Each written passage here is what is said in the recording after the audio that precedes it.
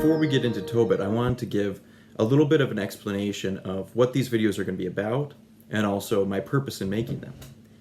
So these books are not going to be a deep exegesis of the book of Tobit. I'm not going to get into the discussion on whether Tobit should be included in the canon or not. My desire in making these videos is to just let you know what these stories say, what the story of Tobit says, and then as time goes on to hopefully get into 1st and 2nd Maccabees and Judith and some of these other books. While much of the discussion around these books is whether or not they should be included in the canon, I think one of the sad things is that a lot of times we don't read them, right? Especially in Protestant churches, we're unaware of what's actually in these books. And whether we consider them to be scripture or not, they have been important books throughout church history, and there's a lot of great lessons in them, and they're just great stories. So I hope no matter where you are, whether you believe it's canon or whether you believe it's not canon, that you would get a little bit from this book, or from these videos, and that by me telling you what's in the book, hopefully it would inspire you to go on and read it for yourself, and hopefully fall in love with these stories the same way that I have. So with that being said, let's get into Tobit. So Tobit opens up by talking about Tobit's youth. And what we get from this section, this is in chapter 1, is that Tobit lived a virtuous life. His youth was right before Israel was taken captive and many people were sent to Nineveh. And it was a really difficult time in Israel's history. In fact, a lot of people had turned to pagan gods, and that's what Tobit was living through. In fact, he says that the rest of his tribe had turned and worshipped these pagan gods, but that he alone would go to Jerusalem and offer sacrifices and still worship the God of Israel and the God of the Old Testament and the God of the Bible. And so he lived a very virtuous life, especially when you consider that the people around him had all turned away.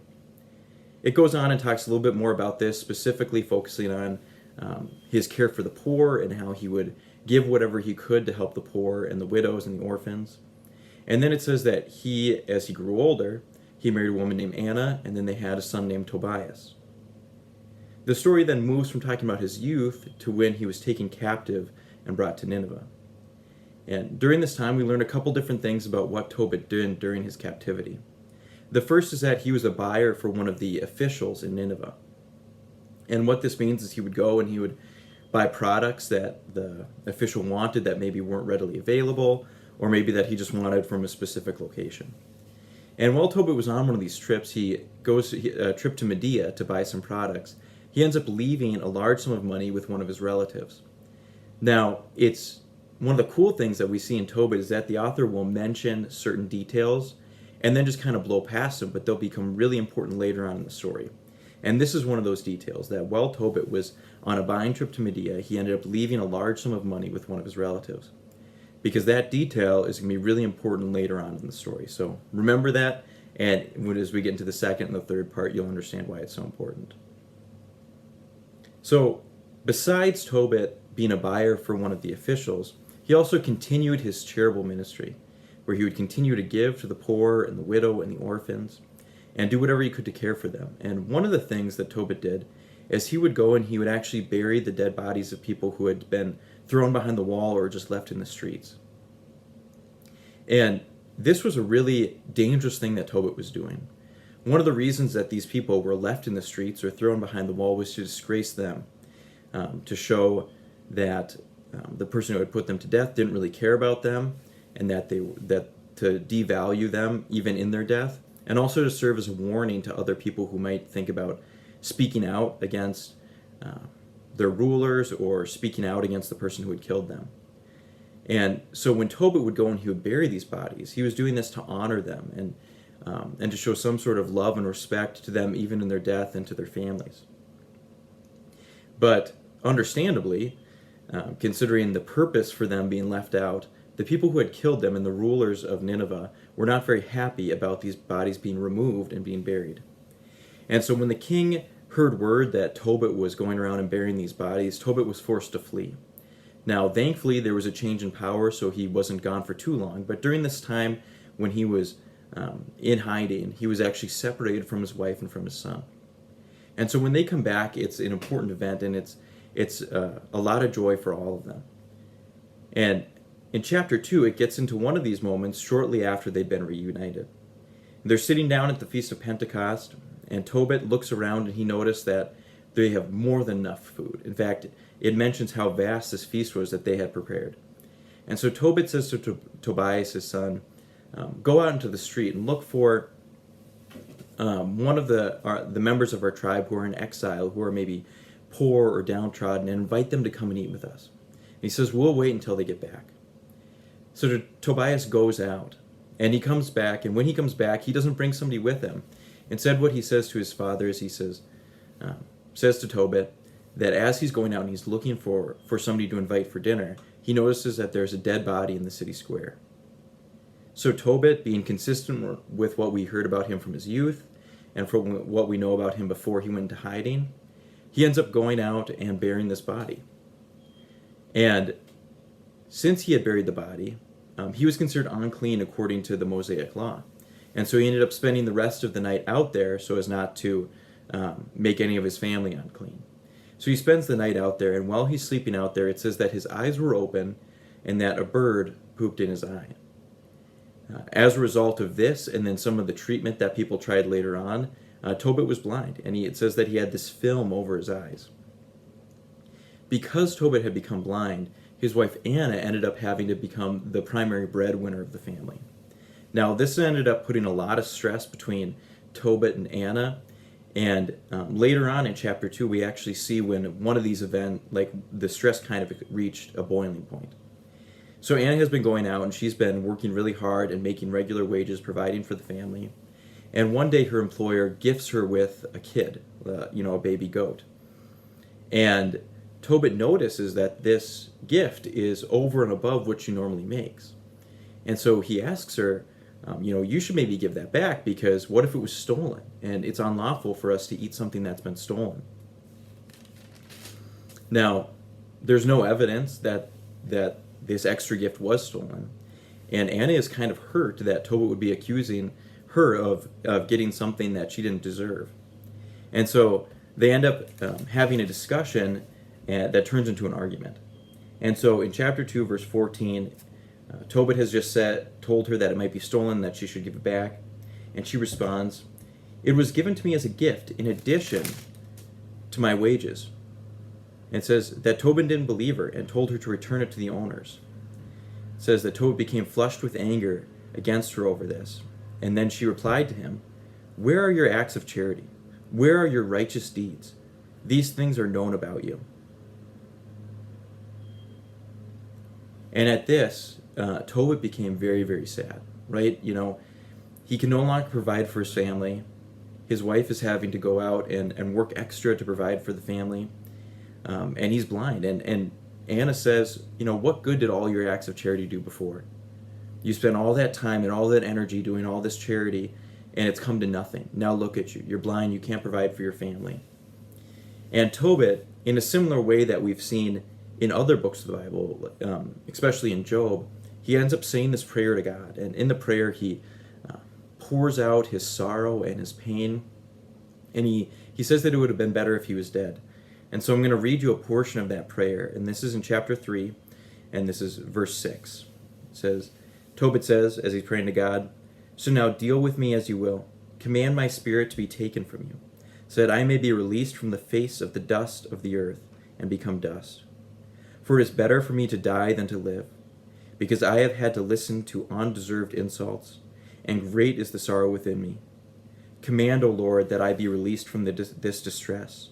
Release me to go to the eternal home, and do not, O Lord, turn your face away from me, for it is better for me to die than to see so much distress in my life and to listen to insults." And when you read this prayer and you read the words that Tobit is pouring out to God, you can really sense the depth of his anguish and his just complete lack of hope. Now, the author moves directly from this prayer and moves to a girl named Sarah. In verse 7, directly after the portion that I read, it says, "On the same day." So on the same day, while this is going on, there's a girl named Sarah, and she lives in Medea. And Sarah has been tormented for a long time by an angel or by a demon named Asmodeus. And basically what happens is that she's married 7 husbands, right? But before they can go to the marriage bed, this demon Asmodeus kills the husband. And so now she's unmarried. She's been married 7 times, and each time before they can consummate their marriage, this demon comes and kills the husband. And so now she's sitting there, and she doesn't know what to do. Now, to make matters worse, one of her father's handmaidens comes and says this to her. And this is in verses 8 through 9 of chapter 2. The handmaid said to her, "You are the one who kills your husbands. See, you have already been married to 7 husbands and have not borne the name of a single one of them. Why do you beat us? Because your husbands are dead? Go with them. May we never see a son or daughter of yours." Now, Sarah obviously is already broken up about the fact that none of the marriages that she's attempted have gone through. The fact that this demon continues to badger her and continues to be a plague on her life and keep her from moving forward in her life.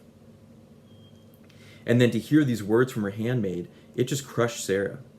And it says in the next verses that on that day she went up and she was considering killing herself. But the thing that held her back is she thought about her father and the effect that losing his only child would have on her, especially losing his only child to suicide. And she decides not to go through with it, thankfully. And she, just like Tobit did, she goes up and she gives this prayer up to God. So I'm going to read a portion of that too, and that's in chapter 3, verses 13 through 15. It says, "Command that I be released from the earth, and not listen to such reproaches any more.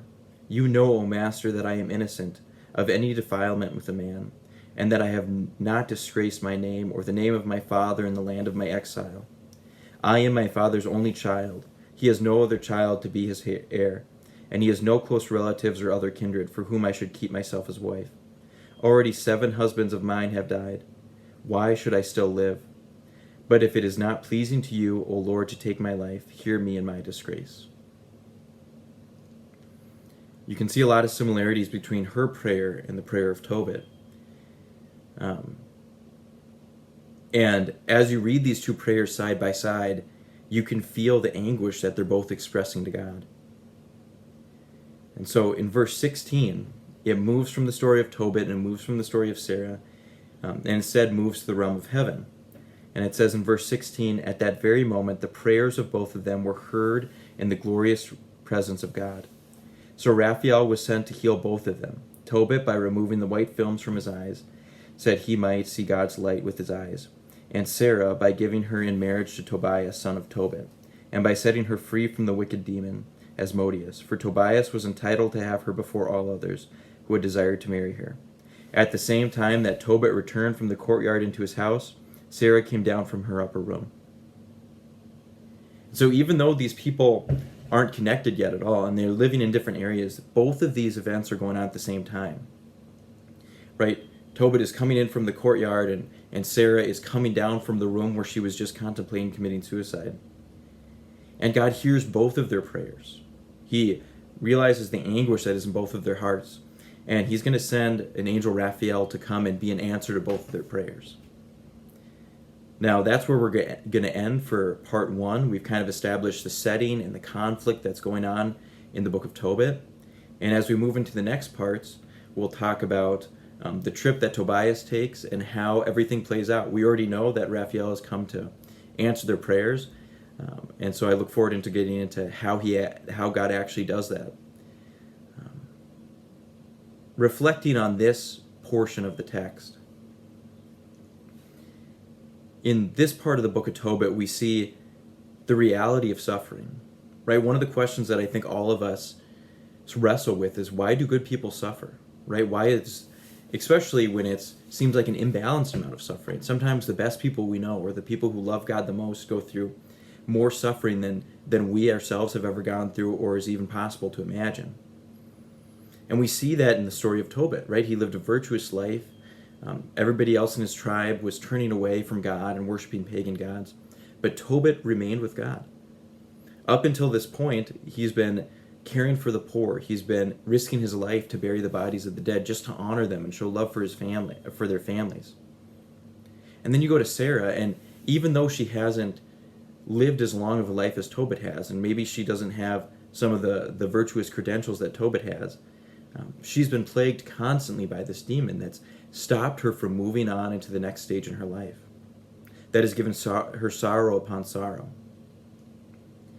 Now, the book of Tobit isn't going to answer the question, why do bad things happen to good people? But what it's going to show in this part and as we move forward is that God hears the prayers, that he recognizes our sorrows, and that he hears our tears. That just like when Tobit and Sarah are crying out and they feel like they have no hope, God hears those prayers, and that he is coming to answer those prayers. And so I encourage you to look at the book of Tobit for yourself, and to continue to tune into these different parts of the story. Thank you, and I encourage you to continue to wrestle with God.